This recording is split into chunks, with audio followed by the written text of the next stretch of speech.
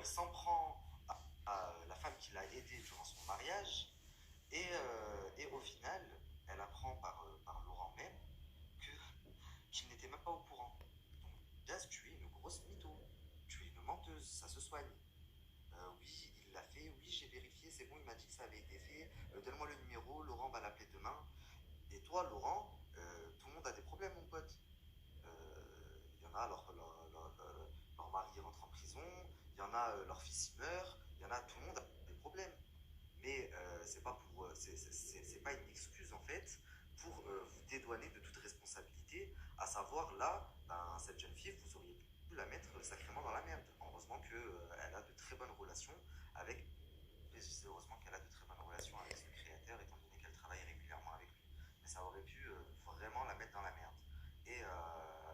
Et en plus de ça, bah, ça lui a causé du tort parce que imaginez la tête du créateur quand il reçoit sa robe déchirée, sa robe à 40 000 euros. Ça marche. Ouais, la mère déjà, ça va me le transférer alors. Ça marche, mais bon, la prochaine fois, je te jure, franchement, cette méthode, elle est pas bonne du tout. De parler d'avocats, etc. Vous pouvez le faire avec des gens qui font partie de la catégorie, à la limite, qui ne peuvent pas payer ses avocats, etc. Mais bon, moi, j'ai contacté mon avocat direct et il m'a dit que c'est n'importe quoi. Donc, tu pourras leur dire à ta production que c'est du grand n'importe quoi. Et que si on fait les choses, c'est par principe. Le principe, c'est bien plus important que les papiers. Donc, qu'en vrai, si on n'avait pas envie de le faire, on le ferait pas. Si on avait peut-être dit qu'elle allait le faire, c'est que jusqu'à présent, on a des problèmes dans notre vie et on l'a pas fait. Donc là, elle est en France, quand elle rentrera, je le ferai avec elle. Mais voilà, ça sera fait. Mais il n'y a pas besoin de mettre une pression de ouf pour faire un virement, tu vois aussi. Donc ça sera fait et je le ferai avec elle quand elle rentrera. Dans 3 jours. Donc en plus, toi, tu lui mets un coup de pression. Ouais, avec moi, ça marche pas comme ça. Les avocats, je sais pas quoi, tu me fais pas ça. Mais t'es malade ou quoi? Qu'est-ce que t'as dans la tête? Ta femme, elle a balade depuis 2 mois en lui disant que t'as fait un virement, que c'est bon, que t'as vérifié, que tu vas même appeler son comptable parce que tu comprends pas ce qui se passe. Et toi, tu viens de lui dire là que t'es même pas au courant. Elle te montre la preuve par A plus B parce qu'en plus, ta femme, elles sont jusqu'au bout. Carrément, elle lui fait un vocal en lui disant oui, c'est pas ce qui était prévu, je sais pas quoi, je sais pas quoi. Alors que j'ai quand même mis les messages où elle lui disait oui, t'as reçu le virement, voilà, voilà. Donc elle est complètement schizophrène, cette Jazz. Et toi, au final, tu te rends compte que c'est ta femme qui est en tort. Donc tu lui dis c'est bon, je vais faire un virement, t'inquiète et tout.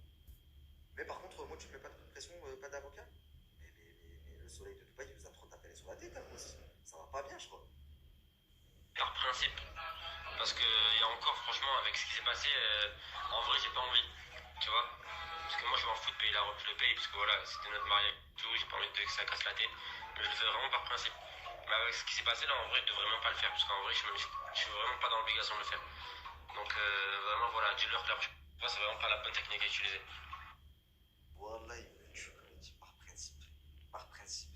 Par principe de quoi? T'as des principes, toi? T'es la girouette de ta femme depuis 3 ans, c'était son troisième enfant. Elle joue avec toi comme elle joue avec ses enfants. Enfin bref. Mais en gros, il veut se rassurer en disant, t'as vu, parce qu'il s'est fait hacker un gros coup de pression, c'est des gens qui rigolent pas, tu vois. Donc vas-y, je vais le faire, mais par principe. Pas parce que tu m'as mis un coup de pression en gros. Non, non, non, tu l'as fait parce que tu sais très bien qu'elle aurait pu te mettre dans la merde. J'ai eu un des créateurs, parce qu'ils sont beaucoup dans l'équipe du Liban, ils sont juste dégoûtés de la télé-réalité française. C'est mort, ça a été une expérience pour eux et ils ne réitéreront pas. Comme il m'a dit je l'ai fait pour la jeune fille. Il m'a dit, moi je la connaissais même pas, cette influenceuse. Il m'a dit j'ai plus perdu qu'autre chose. Et au final, il a une très très mauvaise image bah, de la télé-réalité française. Il ne veut plus rien avoir à faire avec Jazz. D'autant plus que, ingrate comme elle ne l'a même pas identifiée sur ses photos. Ces belles photos de mariage qu'elle vous met.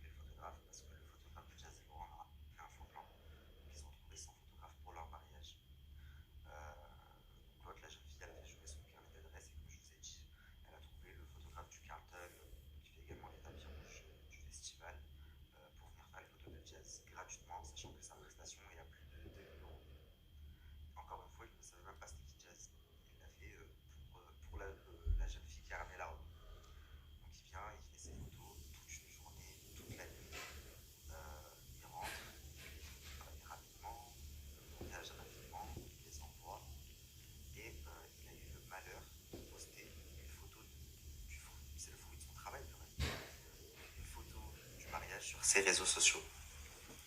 Et là, il reçoit un message, un appel de la wedding planner qui lui demande de retirer immédiatement. Elle lui dit qu'il n'a pas eu l'autorisation de Jazz et Laurent pour publier, l'autorisation écrite bien sûr, pour publier des photos de leur mariage. Donc il lui explique que c'est lui le photographe, donc c'est son travail, et justement, lui n'a pas signé. Quand une mariée ne veut pas que ses photos circulent et que le photographe se sert des photos, elle lui fait signer un document qui dit qu'il n'a pas le droit de s'en resservir. Quand une mariée ne veut pas que ses photos circulent et que le photographe se sert des photos, elle lui fait signer un document qui dit qu'il n'a pas le droit de s'en resservir. Et lui ne l'a pas signé. Et quand bien même, il n'y a même pas eu de contrat puisqu'il est venu gratuitement pour rendre service. Et au final, on lui fait un scandale parce qu'il a osé mettre une photo. Alors que 80% des photos que Jazz a repostées sur son Instagram ou même qui sont accrochées chez elle, c'est ce photographe qui les a pris. Et il y a un autre photographe qui est venu par la suite, il a pris 2-3 photos. Jazz en a mis quelques-unes sur son Instagram, elle l'a identifié de partout. Par contre, l'autre photographe qui a fait tout le boulot, elle ne l'a identifié nulle part. Sachant que toutes les photos de son mariage qu'il y a sur son Instagram, 80%, c'est lui qui les a pris. Donc elle se sert des photos de son travail, lui n'a pas le droit de s'en servir.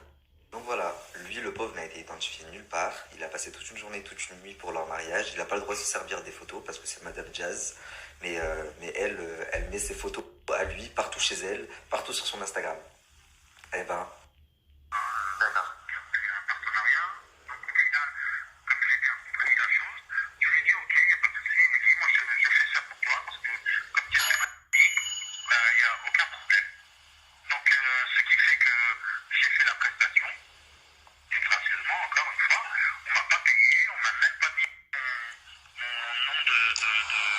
En fait, c'est là le problème, c'est que moi... Normalement, ça devait être fait, puisque c'est eux qui se sont proposés, c'est pas moi qui leur ai proposé. Cette fois, on me voit dans le mariage que je photographiais, c'était même moi qui plaçais la mariée, c'était même moi qui essayais de l'aider parce qu'elle était en stress, j'ai fait un cours de respiration pour qu'elle reprenne un peu, on va dire, le contrôle d'elle-même.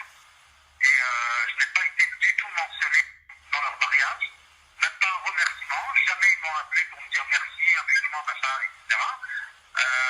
Donc c'est des personnes en fait, excusez-moi du terme, et je pèse mes mots bien sûr quand je le dis, c'est des routiers de société en fait. C'est des gens qui se servent des gens et au final ils les remercient même pas, même ne serait juste un merci, c'est gratuit, merci, tu vois. Donc au final, quand on rend service à une personne, généralement on est heureux et on remercie la personne et on est content de ça. Et voilà, et elle me dit, il l'a fait pour moi, et au final, elle m'a foutu la honte parce qu'elle s'est comportée avec lui de façon exécrable. Au final, non seulement elle ne vous a pas cité sur aucune photo, mais elle vous interdit à vous de vous servir des photos, c'est bien ça? J'ai publié une seule photo qui me plaisait vraiment, parce que je devais publier pas mal de photos. D'accord. Et j'ai publié ce soir-là une seule photo que j'aimais beaucoup. Et au final, j'ai reçu un texto de la part de celle qui est le wedding planner en me demandant de retirer la photo parce que Jazz ne voulait pas et qu'elle pétait un plomb parce que j'ai publié une photo. Je lui ai dit à la wedding planner et je lui ai envoyé un long texto en lui prétendant que à partir du moment où il n'y a aucune prestation de payer et qu'en plus d'une autre part, je me suis déplacé gratuitement, j'ai fait les choses gratuitement.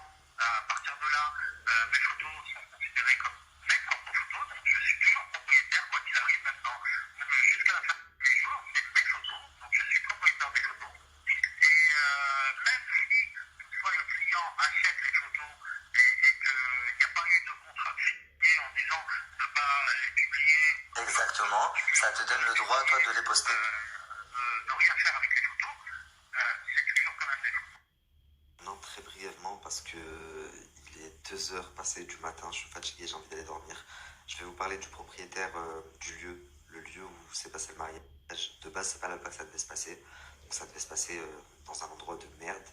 Et au final, donc la wedding planner a dit que c'était pas possible, étant donné qu'elle allait avoir les caméras de MyTF1, enfin que ça le faisait pas quoi. Donc ils ont trouvé ce lieu. Et au final, ça allait être la seule chose qu'ils allaient avoir à payer. Donc ils ont trouvé le lieu, c'est également le lieu qui s'est chargé de faire les menus pour toutes les personnes. Donc plus de 80 personnes, on va dire 100 personnes. Le lendemain, parce qu'ils ont dormi là-bas, Jazz et Laurent, on leur a amené la note, à savoir à peu près 20 000 euros. Et ils n'ont pas voulu. Jazz a pété les plombs. Elle n'a pas voulu payer. Elle a dit mais comment ça, 20 000 euros c'est énorme, ça va pas bien. Vraiment, ça a fait un gros scandale, enfin un gros carnage là-bas. Et bon bah au final, il a été. Donc au final, il a été payé. Il a eu son dû. Mais en plus d'avoir son dû, il a mangé des insultes et des réflexions. Enfin bref, la totale. Donc les gens ils se plient en quatre pour vous. Et en plus d'être ingrat, vous manquez de respect, vous êtes des personnes fausses, vous montrez une personnalité à l'écran qui n'est vraiment pas la vôtre. Tout est du fake. Le but, comme je vous l'ai dit, c'est de vous vendre du rêve. D'ailleurs, quand je vous dis que tout est fake, Jazz qui dit que sa petite sœur Eva, c'est comme sa fille, qu'elles ont une relation, elles se sont battues le jour du mariage à la fin. Donc Jazz, d'ailleurs, à la fin de l'émission, on la voit gagner sa chambre avec Laurent. Il se trouve que Eva s'était changée là-bas avec toutes ses copines et qu'elles avaient foutu le bordel. La chambre devait être filmée à la fin. Donc Jazz a pété les plombs, elle a commencé à insulter sa sœur. Sa sœur lui a renvoyé l'appareil, elles se sont battues. Heureusement que les invités étaient déjà partis et qu'il restait que quelques prestataires.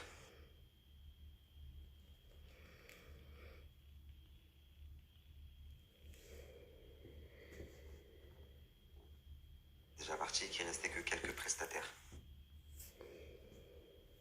Donc maintenant, comment voulez-vous que des personnes qui sont aussi manipulateurs et exécrables avec les gens qui les entourent et qui les aident, parce que toutes ces personnes-là que je vous ai citées, elles les ont clairement aidées, elles leur ont énormément apporté.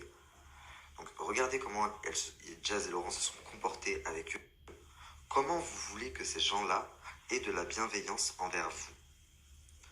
Quand ils vous vendent leurs conneries et que eux-mêmes ont conscience que c'est de l'arnaque, mais ils s'en foutent, parce que la seule chose qui compte pour eux, c'est leur petite personne. Vous comprenez?